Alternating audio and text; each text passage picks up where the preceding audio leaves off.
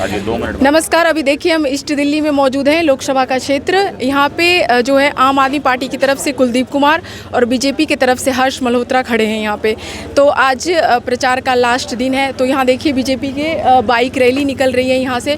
तो यहाँ हमारे साथ कुछ नेता हैं, कार्यकर्ता हैं, तो उनसे जानने की कोशिश करेंगे कि आज आखिरी दिन इनका क्या मुद्दा रहेगा, किस चीज़ को लेकर ये बाइक रैली निकाल रहे हैं और जनता के सामने क्या मुद्दा पेश करेंगे, आखिरी लास्ट दिन कितना दम लगाएंगे ये। तो स्वागत है आपका जनसभा। नमस्कार जी, नाम बताइएगा। मेरा नाम संजीव राय है और ये मैं मंडावली पांडुनगर मंडल के मंडावली विधानसभा के क्षेत्र के अंतर्गत हूँ और यहाँ मैं RWA और साथ साथ पूर्वांचल मोर्चा का मंडल अध्यक्ष भी हूँ। अभी यहाँ पे बहुत भीड़ दिख रही है, मतलब बाइक रैली निकाल रहे हैं, तो कहाँ से कहाँ तक बाइक रैली चलेगी? बाइक रैली पांडुनगर पूरे मंडल के अंदर निकाली जाएगी। शुरुआत ही सद्भावना अपार्टमेंट से मंडावली क्षेत्र के अंदर से होते हुए गणेश नगर होते हुए पांडुनगर मंडल तक ये समापन होगा। तो आज लास्ट दिन मतलब बाइक रैली निकाल रहे हैं, क्या जनता को किस उससे वो करेंगे कि ताकि जनता जो है बीजेपी को वोट करे, या कौन से मुद्दे को लेके जाएंगे आप बाइक रैली की तरफ से मुद्दे को उठाने के लिए? देखिए, चूँकि प्रचार का आज आखिरी दिन है और आज हमारे सारे मुद्दे हमने पहले सबके सामने रख दिए हैं। आज एकमात्र लक्ष्य हमारा ये है कि 25 तारीख को सभी लोग समय से आकर के ज़्यादा से ज़्यादा संख्या में वोट करें और अपने घर परिवार का, आस पड़ोस का और रिश्तेदारों से भी अपील करें कि वोट किया जाए। वोट उनका अपना जो है बहुत ज़रूरी चीज़ होती है, मताधिकार उनका अपना अधिकार है, उसको सही समय पे सही जगह पे उसको इस्तेमाल करें और देश को एक भावी प्रधानमंत्री फिर से बनाने का मौका दें। यहाँ जो बीजेपी के प्रत्याशी हैं हर्ष मल्होत्रा, इनका पहला राष्ट्रीय चुनाव है ये, जो वो पहली बार लड़ रहे हैं। तो आपको क्या लग रहा है कि कुलदीप कुमार के साथ उनकी टक्कर जोरदार रहेगी या फिर हर्ष मल्होत्रा जो है यहाँ पे निकल पाएंगे यहाँ से? जी, हर्ष मल्होत्रा जी, एक तो मोदी जी हमारे जो है पूरे जो इंटरनेशनल लेवल के नेता हैं, हमारे देश के मेन मुखिया प्रधानमंत्री मोदी जी हैं, उनके कार्यों के प्रति और उनकी टीम में होने के नाते हर्ष मल्होत्रा जी लीड कर रहे हैं यहाँ से और 100% वो जीतेंगे। और रह गई बात हर्ष मल्होत्रा जी के बारे में, तो हर्ष मल्होत्रा जी पहले भी एक बार मेयर रह चुके हैं और कई पदों पे भी रह चुके हैं भारतीय जनता पार्टी में और साथ में कई NGO के साथ भी उन्होंने काम किया हुआ है। और दधीची देहावसान करके एक संस्था है जिसमें कुपोषित बच्चियों के लिए बहुत काम किया है 20 सालों से उन्होंने, तो और उनका अनुभव बहुत ज़्यादा है। कुलदीप कुमार जी से कहीं ज़्यादा वो काबिल हैं, ईमानदार हैं और चूँकि वो ज़मीनी नेता हैं। सबसे पहले उन्होंने राजनीति युवा मोर्चा के अध्यक्ष के रूप में शुरू किया था उन्होंने और करते करते वो आज प्रदेश में मंत्री बने रहे, मेयर भी रह चुके हैं, तो अनुभव बहुत ज़्यादा है। और चूँकि वो ज़मीनी नेता है तो उनको ज़मीन के बारे में पता है और जो भी पब्लिक की समस्या है उसको भली भांति वो अवगत है और पूर्व परिचित हैं वो, तो वो डेफिनेटली काम करेंगे मोदी जी के नेतृत्व में। जी, आप अपना नाम बताइए। अभिजीत मिश्रा नाम हुआ जी मेरा। तो सर क्या लग रहा है इधर कि अभी जैसे जनता से हम लोग बात करते हुए आए तो बोल रहे हैं कि हर्ष मल्होत्रा इधर आए नहीं है प्रचार करने के लिए, किसी मुद्दे को नहीं उठाए। हमारा मुद्दा यहाँ पे जो यहाँ रहते हैं ईस्ट दिल्ली के, सड़कों का है, नालों का है, बहुत सारे मुद्दे उठाए। आपको क्या लग रहा है कि जनता जब मुद्दों को लेकर देखती है तो नेता जब नहीं आते हैं तो उसके बीच की क्या वो कड़ी है जो टूट रही है? अजीब परसेप्शन है आपकी बातों में, मेरे को ना बड़ा दो तरह का चीज़ लग रहा है। हमारे भारतीय जनता पार्टी का हर एक कार्यकर्ता हर्ष मल्होत्रा है और हम लोग कमल के छाए में हम लोग बढ़ने वाले लोग हैं। मोदी जी का एक ये है, ये जन विजय यात्रा आज निकला है। 4 तारीख से पहले हम लोग अपना विजय जुलूस निकाल रहे हैं और 4 तारीख को निश्चित तौर पे बहुत बड़ी जीत लेकर के हम लोग एक भव्य जुलूस निकालेंगे और आप उसकी साक्षात गवाह रहेंगे। अच्छा, आप बहुत कॉन्फिडेंस से बोल रहे हैं कि 4 जून को जो है विजय होगी हमारी। तो लेकिन सर ये बात है कि कुलदीप कुमार भी आम आदमी अभी इंडिया अलायंस गठबंधन से जुड़े हुए हैं, लेकिन टक्कर बहुत ज़ोरदार की है हर्ष मल्होत्रा उनकी। तो आपको लग रहा है कि पहली बार हर्ष मल्होत्रा राष्ट्रीय चुनाव कहीं बड़े उस लेवल पे लड़ रहे हैं, तो उनकी जीत जो है बड़े उसमें होगी या फिर मतलब कह सकते हैं आम आदमी पार्टी इंडिया अलायंस आ जाए? ये परसेप्शन किसने दिया कि हर्ष मल्होत्रा जी और कुलदीप को मैं नहीं जानता कौन है कुलदीप, आप जानते हो। अब मीडिया ने उनको थोड़ा हाइप दे दिया है। केजरीवाल हंसता है तो उसको भी मीडिया हाइप देती है। हर्ष मल्होत्रा के सामने 10% नहीं है उसका, हर्ष मल्होत्रा का। हर्ष मल्होत्रा पिछले 30 सालों से भारतीय जनता पार्टी का कार्यकर्ता है और बहुत बड़ा भारतीय जनता पार्टी का एक कार्यकर्ता अपने आप में सक्षम है, किसी के खिलाफ लड़ सकता है और जीत सकता है। हर्ष मल्होत्रा मेयर है, मेयर बड़ा होता है या एक हवा के झोंक में झूठ बोल करके, झूठ का प्रचार करके कोई एमएलए बन गया, उसका एक परसेप्शन बना रहे हो। कुलदीप कुमार कौन है? कुलदीप कुमार जितना उसका उम्र है उससे ज़्यादा टाइम हर्ष जी ने दे दिया अपने राजनीतिक करियर में, सामाजिक करियर में। ये है हर्ष मल्होत्रा का व्यक्तित्व।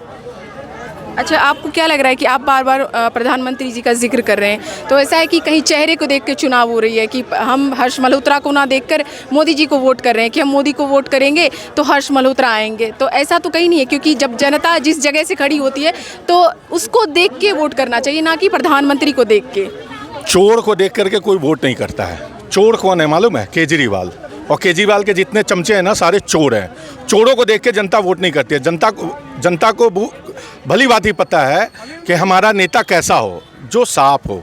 आप कभी सोच सकते हो किसने चिंता किया कि गांव की महिलाएं जो बाहर शौच करती थी, लाल किले के प्राचीन से मोदी जी ने इतना बड़ा संबोधन दिया और उसको बंद करवाया। आज स्वच्छता गली गली पर। क्या बंद करवा दी? शौच की जो असुविधा थी गांव की महिलाओं को, जो सड़क पे खेतों में करती थी, ये सोच मोदी जी का था 2014 में। और मोदी जी का सोच का कारण था कि डायरेक्ट पैसा लाखों किसानों के अकाउंट में जा रहा है। काम बताने लगूंगा तो हमारा ये इसका टाइम 5 से भी ज़्यादा 2 दिन 3 दिन लग जाएगा। मोदी जी का इतना काम है। और चोरों की बात करते हो, जो शराब में दिहाड़ी पे आया हुआ है, बेल पे आए हुए आदमी का कंपटीशन है मोदी। मेरे को तो शर्म आती है। बेल तो मिली, अंतरिम जमानत मेरी मिली, बात तो इसको भी आप किस तरह से डिफाइन मेरी बात सुनो। बेल राइट नहीं होता, बेल मर्सी होता है। रोया, कोर्ट ने कहा चल मर्सी कर देते हैं, बच्चा तू जाके 20 दिन उछल ले। 20 दिन 21 दिन उछल जाएगा, 2 तारीख को पता लग जाएगा क्या हो रहा है। जेल में जेल की रोटी खानी पड़ेगी, जेल का पानी पीना पड़ेगा और जिंदगी भर जेल रहना पड़ेगा। ये जो तामझाम हो रहा है ना, सुनो, ये जो तामझाम हो रहा है ना, बीबी मुख्यमंत्री बन जाए इसलिए स्वाति के साथ लड़ाई झगड़ा हुआ। आप घर का मुखिया जैसा होगा, नीचे के लोग सभी लोग वैसे ही होंगे। अभी स्वाति मालीवाल का मुद्दा कथित रूप से है, इसको पूर्ण तरह से प्रमाणित नहीं किया गया। अच्छा बोल रहे हो बहन जी, कथित रूप से। वो बेचारी पिट गई, कथित रूप से है। आपको उसकी पिटाई नहीं दिख रही। वो आकर के मुंह टेढ़ा करके बोल के 1.5 फुटिया बोल के जा रहा है, तो आप उसको कथित बोल रहे हो। अबे कहाँ बहन जी, कौन से परसेप्शन बनाने में लगे हो? वो 1.5 फुटिया के चक्कर में जो पड़ा वो गया। वो मनीष सिसोदिया को लेके गया, सत्येंद्र जैन। प्लान उसका इतना अच्छा है। आप सोचे, पढ़े लिखे चोर हैं जी, वो बहुत तेज तरार होते हैं। नेटफ्लिक्स में एक से एक सीरीज है, आप देखो कौन से सीरीज से प्रभावित होकर वो पूरी दिल्ली को बेवकूफ़ बना रहा है। समझने की चीज़ है। सीधी बात, जिसका मुखिया जैसा हो परिवार में लोग वैसे होंगे। हमारे मुखिया मोदी जी हैं, हम सभी लोग मोदी जी का अनुसरण करते हैं और मोदी जी के पद चिन्हों पर चल करके सबको एक समान, सबको एक चीज़, सबको अपने संस्कार, अपने धर्म के साथ और सबको मिला करके लेके चलने वाले लोग हैं। और एक और चीज़, पार्टी हमेशा अनुभव देख के टिकट देती है। आपने जो बोला कि उनके पास अनुभव नहीं है, पार्टी के पास हर एक कार्यकर्ता अनुभव से रहित रहता है, जब भी उनको ऐसा मिलता है, सही रहता है। समझ गए ना? तो ये पार्टी का इस परसेप्शन मत रखिए कि हमारे पास ऐसे कार्यकर्ता नहीं है। बहुत ऐसे कार्यकर्ता जो ज़मीन से जुड़े हुए हैं, इसलिए उनको टिकट दिया गया है। आप अपना नाम बताइए। मेरा नाम सोहन कुमार है, इस पांडवनगर वार्ड का अध्यक्ष हूँ। इस बार क्या लग रहा है आपको? अभी जो है लहर बहुत वो है कि क्या कहते हैं, परसेंटेज भी देख रहे हैं कि इस बार वोटिंग परसेंटेज भी घट रही है। तो ऐसा क्या है जो वोटिंग परसेंटेज घट रही है? 2014 से 2019 में वोटिंग परसेंटेज बढ़ी थी, लेकिन इस बार जो है वो अभी 5वें चरण का चुनाव हो चुका है, लेकिन वोटिंग परसेंटेज घट गई है। तो ऐसा क्यों हो रहा है? देखिए, मैं लगातार क्षेत्र में घूमता हूँ और जब मैं घूम रहा था तो लोगों से कई सारी जनसभाएं भी की। और जब मोदी जी की सभा में मैं लोगों से मिला तो लोगों का कहना था कि सोहन जी, ये जो 400 सीट का जो मोदी जी कह रहे हैं, ये इस बार 400 को भी क्रॉस कर जाएंगे। और सामने विपक्षी दल, जो आपने इंडिया अलायंस का, इंडिया नहीं है वो, इंडिया अलायंस, अपना नाम प्रधानमंत्री रख लेने से आप प्रधानमंत्री नहीं हो जाओगे। उसने अपनी जो गठबंधन का नाम इंडिया रख लिया, तो इंडिया नहीं है वो। देशद्रोही, भ्रष्टाचारी, सभी कुकर्मों से युक्त जो टीम बनी है वो इंडिया अलायंस है। और इंडिया अलायंस बुरी तरह मुँह खाने वाली है। भारतीय जनता पार्टी, एनडीए गठबंधन ज़बरदस्त तरीके से 400 प्लस सीटें लाएगी। और आप देखना, कई राज्यों में तो ये अपनी जमानत भी नहीं बचा पाए। ये यहाँ दिल्ली का क्या लग रहा है? 7 लोकसभा सीट में कितनी लोकसभा सीट? 7 में से 7। और मैं आपको बता दूं, आपके मीडिया के माध्यम से, मिनिमम अंतर 3 लाख वोटों का होगा हर एक सीट पे। और मैं अभी बात कर रहा था अपने पूर्वी दिल्ली के लोगों से, तो ज़बरदस्त तरीके से लोगों में जो उत्साह है, कम से कम यहाँ तो 5 लाख का अंतर होगा। और मनोज तिवारी जी के यहाँ बात हो रही थी मेरी, तो वहाँ तो 5 लाख से भी ऊपर बता रहे हैं। तो ज़बरदस्त तरीके से केजरीवाल के प्रति लोगों को क्या विरोध है। लोग कह रहे हैं एक बंदा जो दिल्ली की जनता को बेवकूफ़ बना करके रामलीला मैदान में बैठ करके अन्ना जी को धोखा दे करके, जिसने अपने गुरु को नहीं छोड़ा, वो दिल्ली की जनता को क्या छोड़ेगा? सबको ठग लिया उसने। उसकी टीम में आज एक ऐसा मुख्यमंत्री, देश में पहला ऐसा मुख्यमंत्री है जिसके पास कोई पोर्टफोलियो नहीं है। क्यों भाई? तुम्हें कुछ नहीं आता क्या करना? या तुम ये चाह रहे थे कि सब कुछ कांड करो, सब पैसा समेटो, फंसे तो ये मंत्री फंसे, ये जल जाए, सत्येंद्र जैन को निपटा दिया, मनीष सिसोदिया साल 2 साल से अटका हुआ है बेचारा। पटपड़गंज जाओ, पटपड़गंज की क्या हालत हो रही है? संजय सिंह बाहर आए तो उसके लिए क्या, कौन सा आप बना रहे हैं कि संजय सिंह कैसे बाहर आ अरे रहे हैं? भैया, संजय सिंह का इतिहास आपको पता है? वो टिकट ब्लैक करता था सिनेमा हॉल के बाहर। एक टिकट ब्लैक ही को आपने राज्यसभा सांसद बना दिया। सर आप ये कहाँ से बोल रहे हैं टिकट ब्लैक करता बोलते था? हैं लोग, मैंने पढ़ा है वो कहीं। बोलने से नहीं, देखिए कुछ भी, जैसे अगर बीजेपी के ऊपर हमलावर होता है तो वो आप प्रूफ दीजिए कि ऐसे क्यों बोल हमारे रहे पास हैं। प्रूफ है, आप गूगल पे सर्च करो। जनता जो बोलती है, हमने आपको वही बताया। टिकट ब्लैक करते करते जाके राज्यसभा सांसद बन गया, उल्टी सीधी। आपको उसका भाषण याद होगा, ये चोर वो चोर, वो चोर वो चोर, सबको मौसेरे भाई बना करके गर्दन पे हाथ दे करके, अरे भैया इंडिया अलायंस। सर आप अपना नाम बताइएगा। मेरा नाम यशपाल कैंत्रा है। इस वार्ड से मैं निगम पार्षद हूँ भारतीय जनता पार्टी का।